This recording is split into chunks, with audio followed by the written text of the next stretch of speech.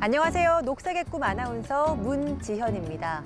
제가 지금 나와 있는 곳은 한국 패션의 메카 동대문입니다. 이곳에 좀 쭉 둘러보는 것만으로도 패션 트렌드를 금방 파악할 수가 있고요. 이곳은 의류의 기획과 생산, 또 유통과 판매가 맞물려 돌아가면서 단 하루 만에 가장 유행하는 제품이 만들어지기도 합니다. 유독 유행에 민감하게 반응하는 패션 산업. 그래서일까요? 전 세계적으로 매년 1,000억 개가 넘는 의류 제품들이 만들어지고 있습니다. 이는 20년 전과 비교하면 약 400%가 늘어난 수치인데요. 이렇게 다양한 의류 제품들, 과연 어떻게 소비하고 있는지 화면 통해서 만나보겠습니다. 사람들의 개성만큼이나 다양한 패션이 존재하는 현대 사회. 요즘 옷은 자신의 개성을 표현하는 수단이자 일종의 문화 상품으로 여겨진다. 계절이 바뀔수록 유행을 반영한 다양한 옷들이 쏟아져 나온다. 산업혁명 이후 대량 생산 체제로 접어들면서 옷도 대량으로 생산됐기 때문이다. 문제는 이렇게 생산된 옷만큼 의류 폐기물도 늘어난다는 사실. 그대로 불을 태우거나 소각을 하지 않는 이상은 그게 그대로 남는 어떤 소비재의 한 측면이 됐죠. 전 세계를 통틀어서 환경을 오염시키는 하나의 요소로 된 것은 분명합니다. 빠른 주기로 대량 생산되면서 옷의 수명이 짧아진 탓인데 환경에도 큰 부담을 주고 있다. 과연 내가 산 옷들은 어떻게 만들어질까? 또 버려진 옷들은 어떻게 처리될까? 환경오염의 부담을 덜고 만족스러운 패션 문화를 만들어가는 방법을 살펴보자.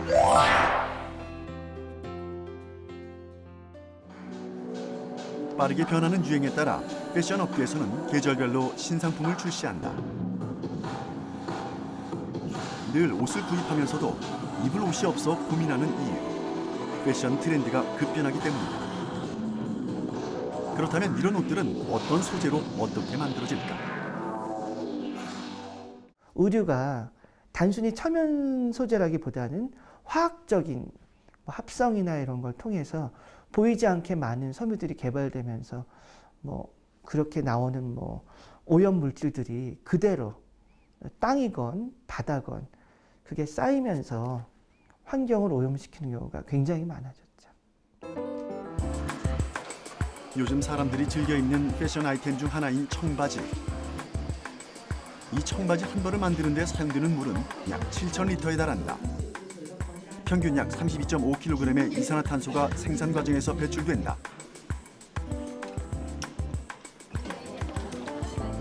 그래서 일각에선 옷이 오일 다음으로 지구를 파괴하는 오염물질이라고 지적하기도 한다.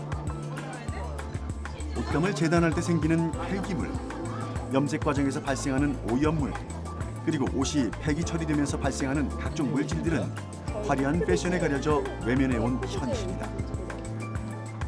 누군가에게는 단순히 멋을 위한 소비이지만 옷을 위해 소비되는 자원과 오염되는 환경을 생각한다면 패션을 결코 멋으로만 생각할 수는 없는 상황이다.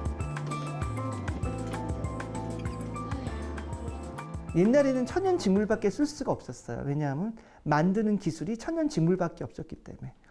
대표적인 게 면이라든가 또 겨늘꾸리, 누에꽃을 통해서 얻는 실크, 그다음에 동물 양이라든가 해서 얻는 울섬유, 그다음에 식물 소재로 해서 뽑아내는 마라는 린넨 같은 섬유들, 이런 천연 소재밖에 없었다면 어떻게 보면 우리가 화학 제품들이 많이 발견이 되면서 의류가 단순히 천연 소재라기보다는 화학적인 합성이나 이런 걸 통해서 보이지 않게 많은 섬유들이 개발되면서 그렇게 나오는 오염 물질들이 그대로 땅이건 바다건 그게 쌓이면서 환경을 오염시키는 경우가 굉장히 많아졌죠.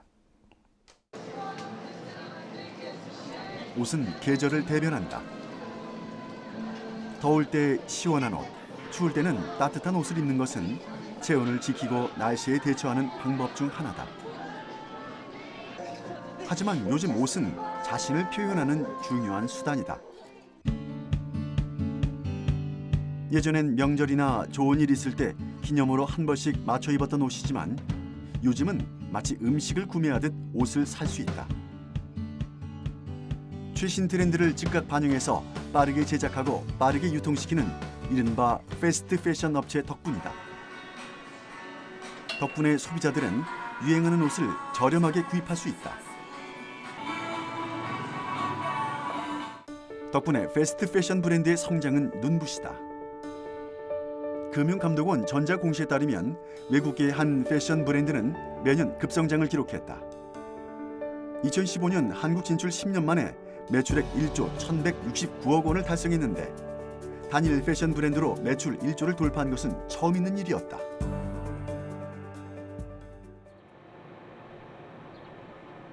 문제는 이렇게 대량으로 생산되고 유통되는 옷들이 그만큼 버려진다는 사실이다.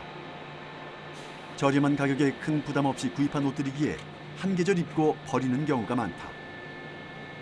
이런 의류 폐기물들이 결국 환경 오염물질로 전락하게 된다.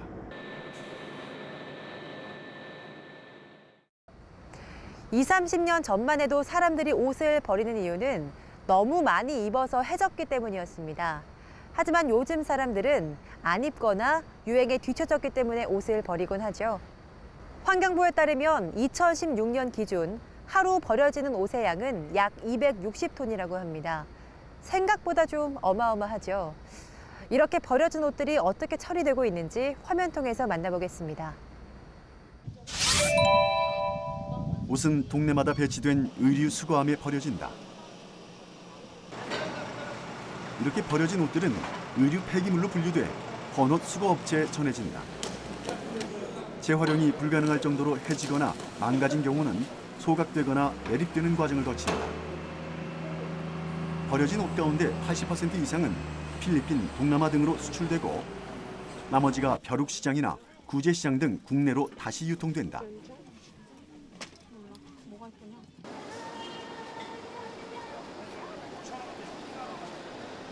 서울 숭인동의 한 구제시장.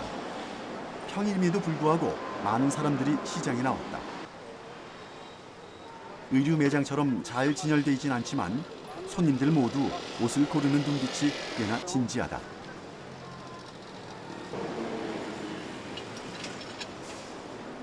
나이가 지긋한 어르신들이 눈에 많이 띄는 것도 이 구제시장의 특징이다. 이곳에서 판매되는 물건들은 대부분이 헌옷들이다. 산더미처럼 쌓인 물건들 속에서 이리 뒤적 저리 뒤적 참 열심히도 물건을 고른다. 이 옷도 여기서 산 건데 좋아가지고 또 사러 왔어요. 고르게 달려 있는데 좋은 거 만나면 참 그날 횡재죠. 옷뿐 아니라 다양한 잡화들이 구비되어 있는 구제시장. 가장 큰 장점으로는 파격적인 가격을 꼽을 수 있다. 구제 의류의 경우는 1,000원부터 2만 원에서 3만 원까지 가격대가 다양하다. 최고의 품질을 기대할 순 없지만 가끔은 보물을 발견할 때도 있다.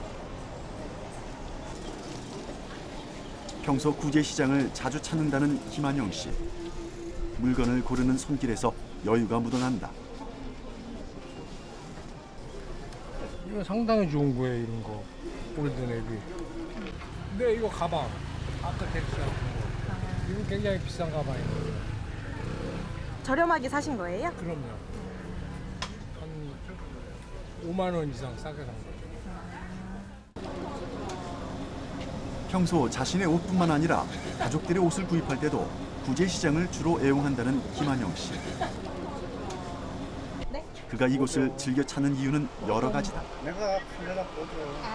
버려지지 않고 다시 사람들이 재활용해서 입을 수 있다는 거. 싸고 저렴하고. 한때 구제시장의 구매자는 어르신들이 대부분이었다. 하지만 저렴한 가격에 희귀한 옷들을 구할 수 있다는 입소문이 퍼지면서 젊은 사람들도 많이 찾는다. 한때는 남들이 입었던 옷이라고 해서 꺼리기도 했지만 요즘은 옷에 대한 인식이 조금씩 변하고 있다.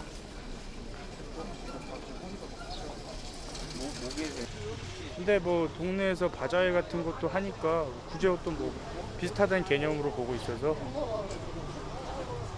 구제옷을 나쁘게 보진 않아요. 그냥 한 번만 또 문제 있으면 세탁소에 맡기면 좋은 옷이니까 좋게 생각하고 있습니다. 빈티지는 오래돼도 가치 있고 새롭게 여겨질 수 있는 제품을 의미한다. 바로 이곳에서 찾아낸 쓸만한 헌옷들. 이 보물들을 건지기 위해 지방에서 오는 사람도 있다.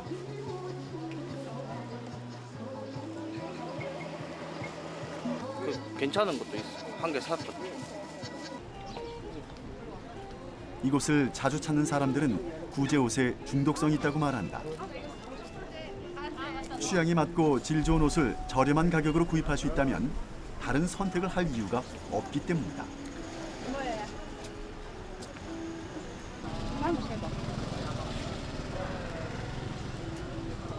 예쁜데 이것도? 괜찮은데? 좀 작은? 이거 괜찮아.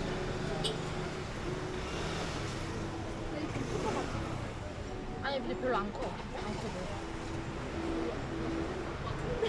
저희가 예전에 한번 동묘 왔었는데 그때 되게 좀 질 좋은 것도 싸게 많이 샀거든요. 그래가지고 그때 이후로 계속 동묘 옷만 계속 보게 되는 거예요. 이렇게 좀 깨끗한 옷도 막 많고 그 브랜드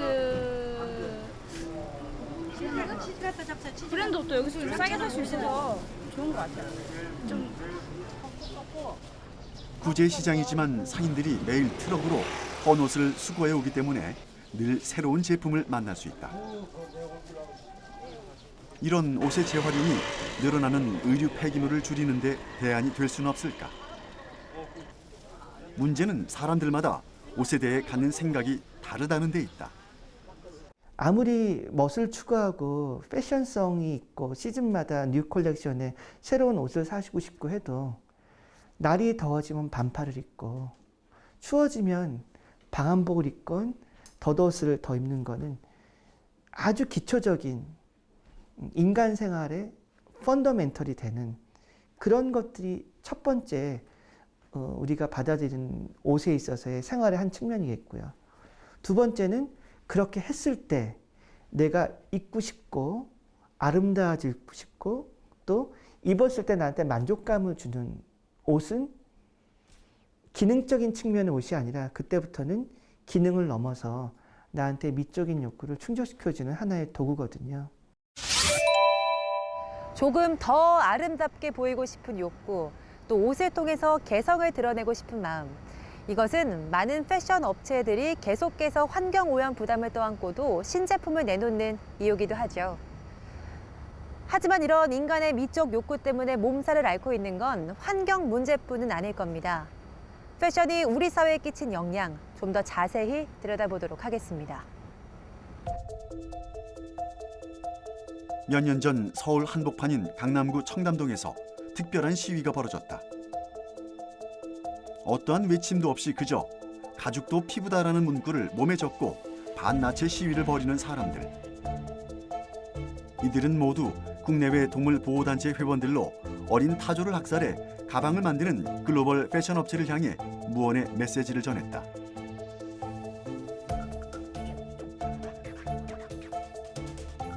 이들이 밝힌 타조 가죽 생산 과정은 말할 수 없을 정도로 끔찍했다. 평균 수명이 40년 정도인 타조는 야생에서는 3년간 부모와 함께 지낸다. 하지만 사육장에서는 태어나자마자 부모와 생이별을 한다. 울퉁불퉁한 질감을 얻기 위해 어린 타조에게 전기 충격을 가하고 거꾸로 매달아 털을 뽑는 등 잔인한 공정을 거쳐 가죽이 생산되는 것이다. 그래서 패션계 내부에서는 모피 사용에 대한 공방이 뜨겁다. 동물의 모피는 오래전부터 추위를 막는 훌륭한 외투로 쓰였다. 생물의 가죽이기 때문에 어떠한 소재보다 뛰어난 보온성을 갖고 있어 많은 이들의 사랑을 받아온 것이다. 하지만 패션쇼장 바깥에서는 동물보호단체가 주축이 되어 모피 반대 운동이 벌어지곤 한다. 2015년 엘리자베스 2세 영국 여왕은 성탄절 미사에 모피 코트를 입고 참석했다가 동물 애호가들의 비난을 받기도 했다. 실제로 모피 한 벌을 만들기 위해서 희생시켜야 하는 동물들의 수를 살펴보면 여우 모피를 이용해 모피 코트 한 벌을 만들기 위해서는 20마리의 여우가 필요하다. 밍크 코트의 경우엔 밍크 80마리에서 무려 200마리가 희생되기도 한다. 모피라고 하면 보통 많은 사람들이 동물의 털만 떠올리겠지만 털을 이용하기 위해선 동물의 피부까지 벗겨내야 한다.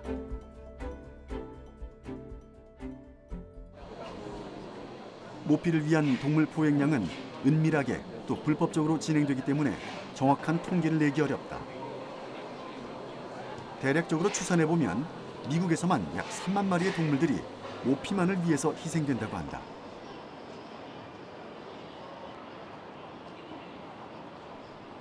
이렇게 만들어진 모피를 우리나라도 1년에 약 1,700톤 정도를 수입하는 것으로 알려져 있다. 모피 사용이 뜨거운 윤리적인 논쟁을 가져오는 이유는 이미 세상에는 충분히 대체 가능한 인조 모피들이 존재하기 때문이다. 서울 암사동의 한 건물. 이곳은 가죽을 소재로 한 다양한 생활용품들을 만들어내는 공장이다. 한창 작업에 열중하고 있는 직원들. 이들이 이용하는 가죽은 어디에서 어떻게 온 것일까? 언뜻 봤더니 지갑을 만드는 것 같은데 작업 공정이 생각보다 복잡하진 않다. 선명한 악어 무늬. 과연 진짜 악어 가죽일까? 오리지널은 아니고 이거 가죽에다가 이 모양을 입힌 거예요. 이 모양을.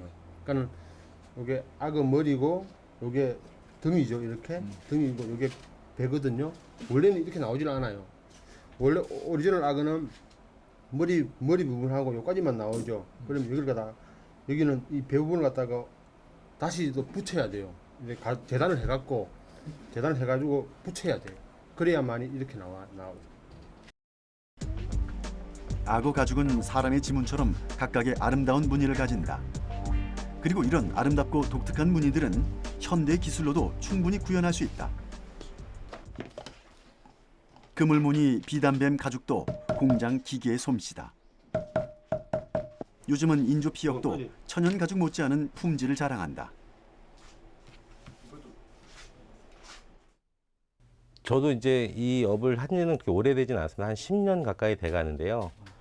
이제 현재로서는 딱 만들기 전 상태에서는 누구나 구분을 할 수 있지만은 만든 다음에는 이렇게 구분하기는 쉽지 않습니다. 저희가 일단은 뭐 그냥 우스갯소리로 그냥 냄새를 맡아서 그냥 확인하는 정도. 그러니까 어느 기술자들도 딱 만들어진 제품, 봉제가 딱 끝난 제품을 가지고 이게 천연인지 아니면 인조인지 이걸 구분하는 것은 그렇게 쉬운 일은 아닌 것 같습니다. 전문가들도 언뜻 봐서는 천연 가죽과 구분을 하기 힘들다. 가죽 제품 제조업자들은 인조 가죽의 보건성이나 내구성이 천연 가죽 못지않거나 더 뛰어난 경우도 있다고 말한다. 가격은 훨씬 저렴하고 가공은 물론 관리도 쉽기 때문에 요즘은 인조 가죽으로 제품 제조를 의뢰하는 사람들이 점점 늘고 있다.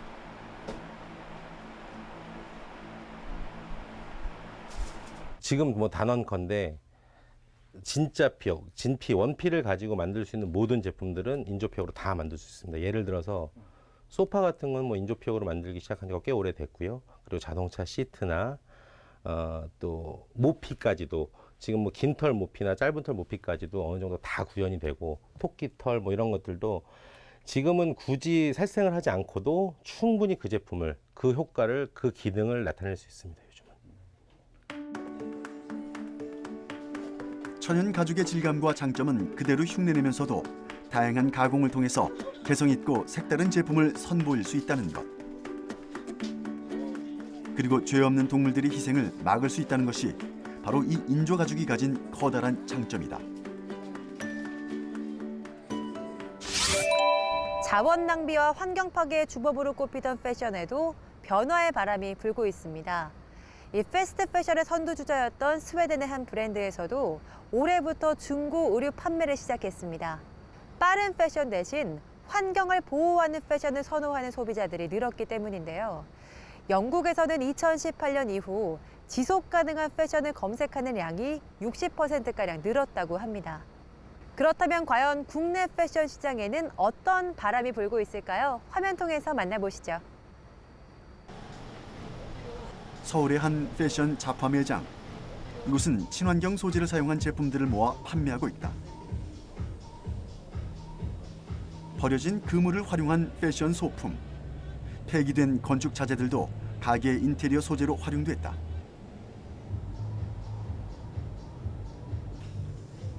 재활용 소재를 가공해서 제품을 만들었지만 디자인에 신경을 쓰는 것도 잊지 않았는데 생각보다 많은 중소기업들이 친환경 패션 제품의 생산에 관심을 기울이고 있다는 사실을 알 수 있다.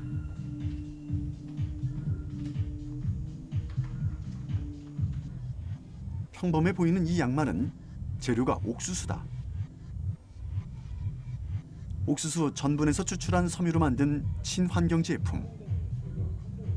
패션의 사회적 가치를 담고자 했던 한 벤처기업에서 만든 아이디어 상품이다. 처음부터 옥수수로 무언가 만들어 보려고 했었던 건 아니었고요.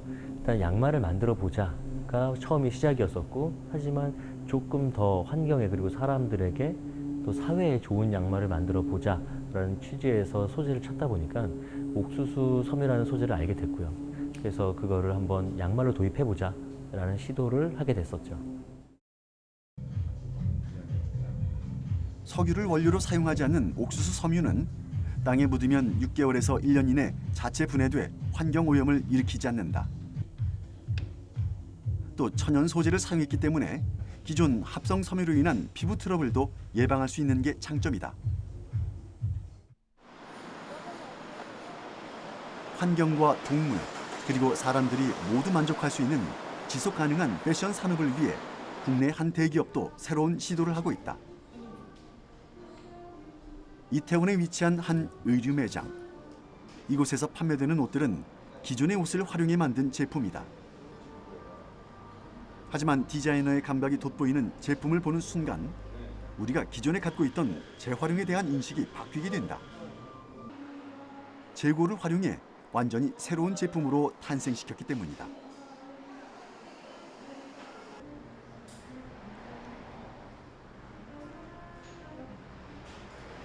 저희가 이제 사실은 패션 대기업입니다. 그러다 보니까 저희 스스로 많은 매출을 일으키고 있지만 저희가 팔고 남은 제품이 버려지는 것도 양이 굉장히 많거든요. 그래서 저희가 이 부분을 과거에는 소각을 주로 진행을 해왔는데 그렇게 되면 환경도 파괴하고 많은 제품들이 너무나 아깝게 버려지는 거로 인해서 안타까워하다가 어떻게 하면 이 부분을 좀 더 새로운 가치를 부여해서 좀 만들어 볼 수 없을까 고민하다가 이런 업사이클링 브랜드를 만들게 됐습니다.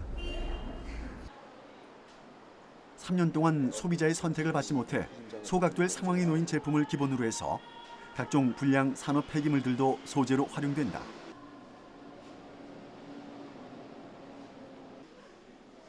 새 것이지만 사용되지 못하고 버려지는 자동차의 에어백과 시트 커버가 이렇게 멋진 패션 소품으로 다시 태어난 것이다.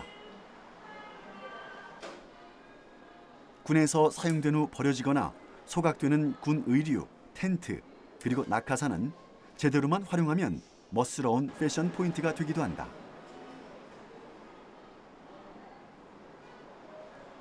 피팅룸까지 업사이클링 제품을 활용해 이곳을 찾는 소비자들에게 친환경 그리고 지속 가능성이란 자신들의 굳건한 패션 철학을 보여주고 있다.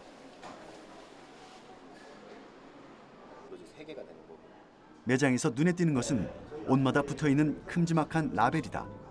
여기에는 358 등의 숫자가 적혀 있는데 거기에 특별한 의미가 있었다. 바로 제작된 제품의 수량. 재고를 이용하다 보니 가끔은 세상에 단 하나뿐인 제품도 나온다. 지금 현재 패션에서 이제 SPA라고 해서 굉장히 많이 빨리 싸게 만드는 패션이 지금 많이 유행을 하고 있는데요. 세계적으로 이렇게 윤리적이고 슬로우 패션도 조금씩 붐이 일고 있습니다. 그래서 국내에 이런 매장이 좀 존재함으로써 소비자들이 기존에 그런 SPA 패션뿐만 아니라 이런 가치 있는 옷들도 있었구나라고 인지를 해주시는 분들이 점점 많아지고 있고요. 의류 제작 과정을 직접 확인하기 위해서 작업실을 찾았다. 기존의 의류 제작 과정과는 분명 차이가 있을 터. 업사이클링 브랜드의 의류 제작 과정을 따라가 보기로 했다. 먼저 소재를 확보하기 위해서 재고로 들어온 옷의 해체 작업이 시작된다. 저희가 지금 팔 부분을 해체를 했고 이 부분을 또 다시 수정 작업을 위해서 이 부분을 다시 해체하고 있는 중인데 이거는 이제 베스트로 변신을 할 거예요. 조금 더 소매를 사는 수정을 해서 편안하게 만든 다음에 베스트로 탈바꿈을 할 거예요. 네. 일반 옷들은 옷감을 이용해 디자인한 대로 패턴 작업을 진행하면 된다. 하지만 옷으로 옷을 만들어야 하기에 패턴 전문가와 디자이너들이 계속적으로 의견을 조율하는 과정이 필요하다. 재고 옷으로 이제 옷을 만드는 개념인데 옷을 만들고 난 이후에 또 버려지는 옷들이 있어요. 근데 그런 부분들을 저희 끝까지 이제 활용을 하거든요. 그래서 지금 옷도 마찬가지로 니트도 사실 이제 버려질 수도 있었는데 이제 그 부분을 다시 살려가지고 이제 여성에게 이제 어울리는 상의를 디자인을 한 거죠. 하루 종일 시간을 투자해서 겨우 한두 벌 만드는 느린 작업. 생각을 하고 만드는 것들은 이렇게 많은 수고를 필요로 한다. 다행인 것은 이런 도구를 알아주는 사람들이 있다는 사실. 특히 해외에서의 반응이 뜨겁다.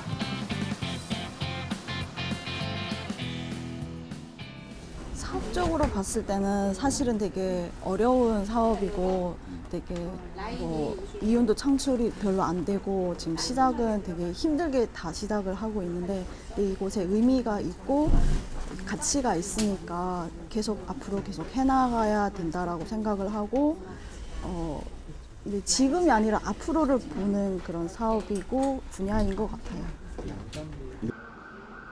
하지만 우리나라 사람들에게 옷의 재활용은 익숙치 않은 일이다.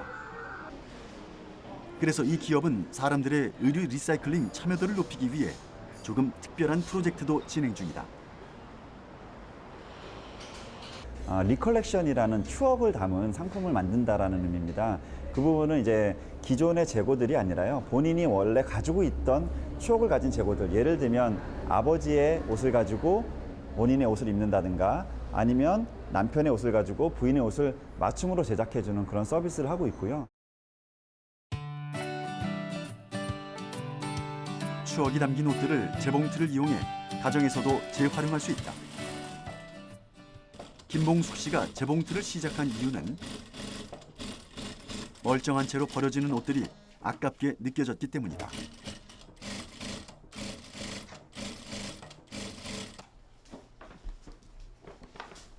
덕분에 철진한 옷들이 더 이상 쓰레기가 아닌 소품을 만드는 재료가 된다.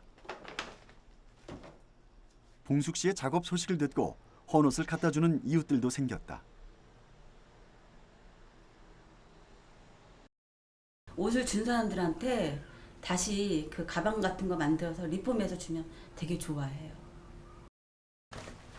이런 거 청바지로 이것도 만들었어. 그거 땡땡이잖아. 애기들 옷 가지고요. 강아지.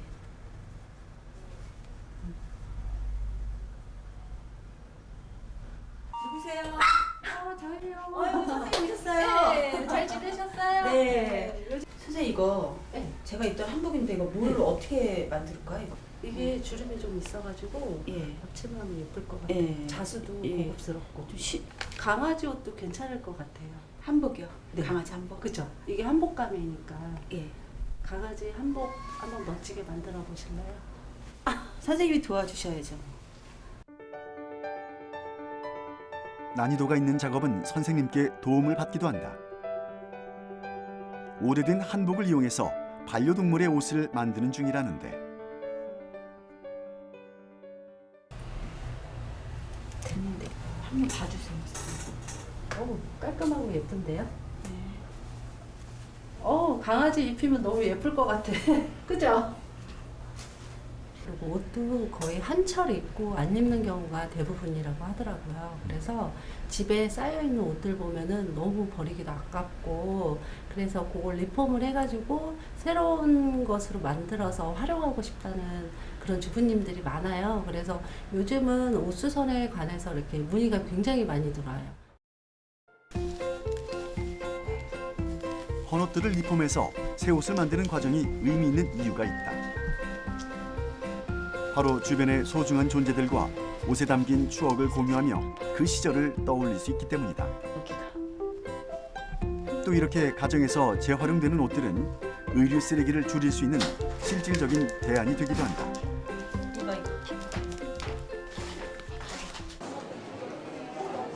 하지만 옷이란 것은 꼭 소유해야만 활용할 수 있는 소비재는 아니다.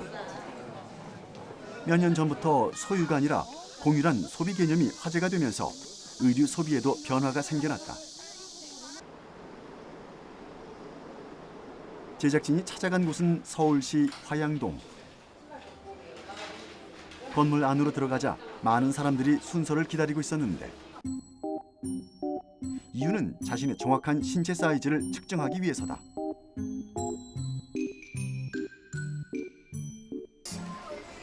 내부에 마련된 룸에는 다양한 정장들이 구비되어 있었는데 신체 치수를 정확히 측정한 사람들은 용도에 따라서 이곳에 있는 정장을 대여할 수 있다. 면접을 앞둔 취업준비생이나 행사에 참석해야 하는 사람들의 고민 해결을 위해 만들었다는 의류 공유 서비스. 많은 사람들의 호응을 얻고 있다는데 네, 여기는 저희가 수트 라이브러리라고 부르는 곳인데요.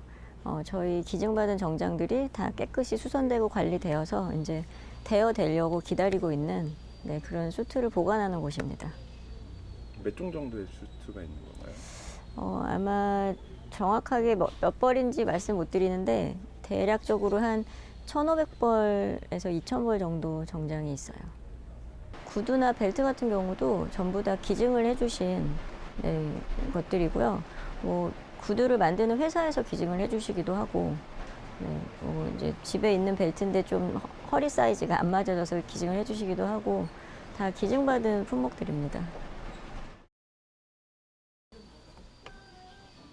자켓이나 바지, 스커트는 10,000원에, 블라우스와 셔츠, 구두는 5,000원 정도면 대여할 수 있다. 즉 머리부터 발끝까지 단정한 정장 차림을 하는데 3만 원에서 4만 원 정도의 비용이 들어가는 셈이다. 아무리 저렴한 정장이라도 제대로 갖추기 위해서는 수십만 원이 넘는 돈을 지출해야 하는데 학생들에게는 부담이 아닐 수 없다.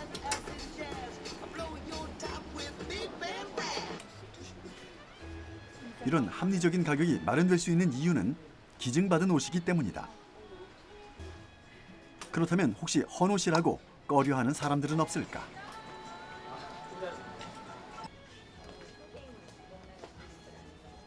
일단 저희 기증해 주시는 분들이 이걸 버릴 옷이라서 여기에 주시는 게 아니고 대부분 이제 후배들, 청년들이 좀 잘 입었으면 해서 보내주시는 옷들이라서 상태는 뭐 거의 그냥 새 옷과 다름없이 좋은 상태라고 보시면 되고요. 저희도 이제 기증받은 옷을 굉장히 아주 좀 깐깐하게 선별을 하는 편이에요. 그래서 스타일이라든지 옷의 상태라든지 이런 부분에서 뭐 바로 면접에 입고 가셔도 아주 당당하게 입으실 수 있는 그런 상태 좋은 옷들만 사용을 하고 있습니다. 기증받은 옷들은 전문 옷장지기들에 의해 철저하게 관리된다. 구두나 가죽 제품들을 닦거나 수선하는 일에서부터 전원 버튼 누르지 마세요. 옷을 세척해 깔끔하게 다림질하는 작업이 전문 기구들을 통해 이루어진다. 헌옷이고 빌려 입은 옷이라고 해도 늘 자신의 옷장에서 새 옷을 꺼낸 듯 깔끔하게 입을 수 있다는 것이 가장 큰 장점이다. 저희가 이제 반납이 들어온 의류를 넣어서 스타일러에서 관리를 하고 있고요. 스타일러는 이제 잔주름이나 이런 냄새나 1차적으로 관리를 하고, 저희가 큰 주름이나 이런 건 다림질하고, 뭐 쉽게 지워지지 않는 오염이 있는 의류는 저희가 세탁을 따로 보내서 관리를 하고 있어요. 옷을 빌려가는 사람들의 신체 지수에 맞게 옷을 수선하고 관리해주니 맞춤 양복점 부럽지 않은 서비스까지 받아볼 수 있다.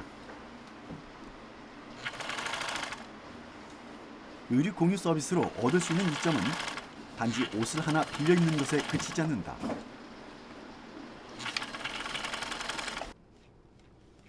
독특하게도 이곳에는 옷을 기증하는 사람들이 종종 손편지를 보내온다고 한다.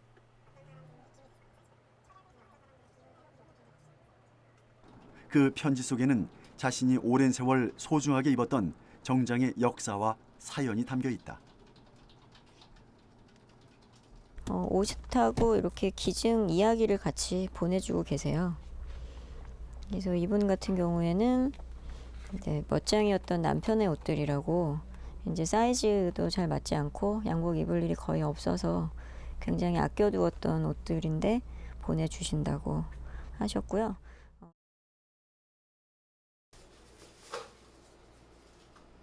또 옷을 빌려간 사람들은 기증해준 사람에게 고마움을 담아 감사 편지를 남기기도 한다.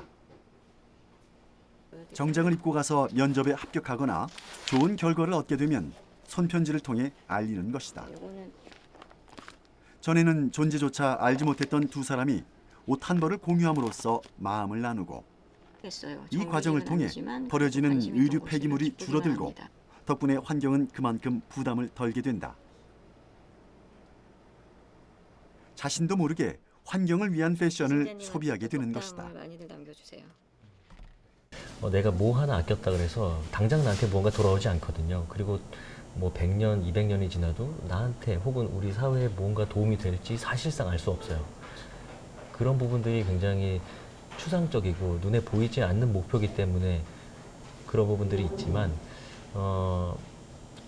사회가 조금 더 긍정적으로 변할 수 있다라는 움직임들을 우리가 만들 수 있을 것 같아요. 최근 의류 소비의 주축으로 떠오른 밀레니얼 세대는 제품의 소유보다는 경험, 또 브랜드보다는 개성과 가치를 중요하게 생각합니다. 따라서 윤리적 소비에 대한 관심이 그 어느 세대보다 높다고 하는데요. 이들이 이끌어낸 화두, 지속 가능한 패션이 앞으로 패션 업계를 이끌어갈 가장 중요한 가치가 되었으면 좋겠습니다. 제가 오늘 준비한 이야기는 여기까지입니다. 저는 다음 이 시간에 돌아오도록 하겠습니다. 언제나 무슨 옷을 살까 고민했지 어떻게 버릴까 생각한 적은 없었다. 옷의 디자인과 소재, 그리고 색상을 꼼꼼히 확인하면서도 그것이 어떻게 만들어졌는지 제대로 확인해보지 못했다. 어쩜 우리는 늘 입고 다니는 옷에 대해서 너무 무지하거나 무신경했던 것은 아닐까. 화려한 패션의 이면에 가려졌던 한 벌의 옷에 담긴 이야기들에 조용히 귀를 기울여 볼 때다.